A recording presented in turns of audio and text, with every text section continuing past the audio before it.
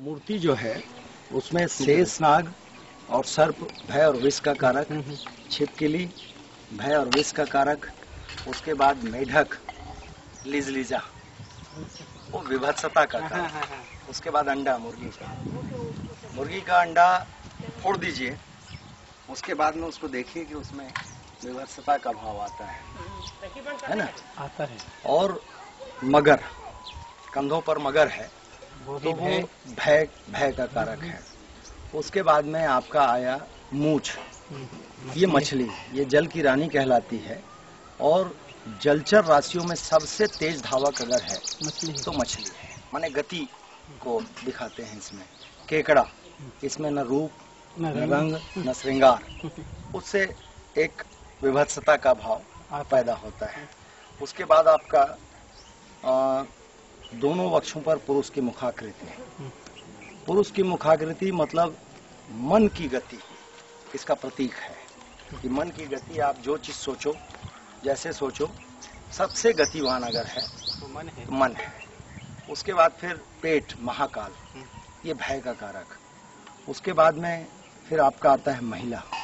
महिला जो है जंघों पर है मुखाकृति उसकी, महिला के चरित्र की चंचलता, उसका लूज कैरेक्टर नहीं, चरित्र की चंचलता कि आज किसी के घर की बेटी है, कल ब्याह के चली गई दूसरे परिवार में, एडजस्टमेंट। उसके बाद में फिर महिलाओं की जो एक प्रकृति होती है, जैसे आप कल प्रवचन में बता रहे थे कि किसी घर में वो बैठूं कि उधर बैठूं, इस तरह से एडजस्टमेंट की गति उसकी कम होती है। उसके बाद शेर, शेर यानी भय का रौद्र रूप मन। और उसमें जो खास बात जो है, लिंग है कच्छप का, है ना।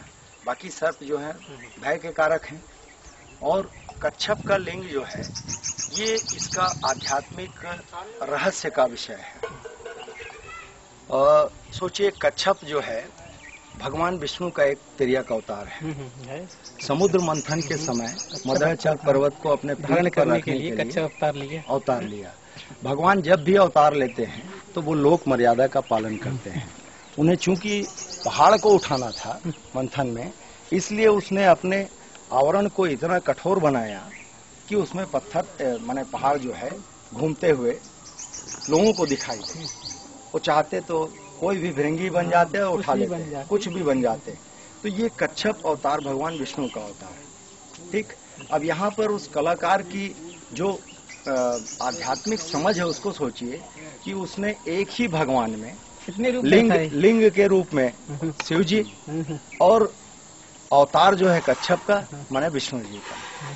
ठीक, अब शिव की प्रकृति देखिए और कच्छप की प्रकृति देखिए, बिल्कुल भिन्न है। उसको देखिए इस तरह से कि शिव जब कठोर होते हैं तो महाप्रलय होता है, और जब शिव संवेदनशील होते हैं तो भोले भंडारी कहलाते हैं।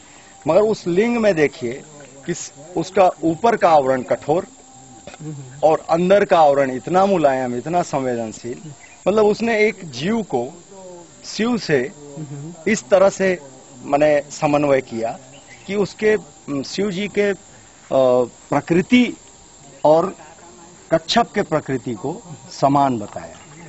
मतलब आवरण ऊपर से कठोर और अंदर से अति संवेदनशील। इस तरह से उसकी व्याख्या हुई कि ये जो प्रतिमा है ये रुद्रशिव की प्रतिमा है। उसके बाद में दक्षराज प्रजापति वो दिख रहे हैं और बाजू में, है ना।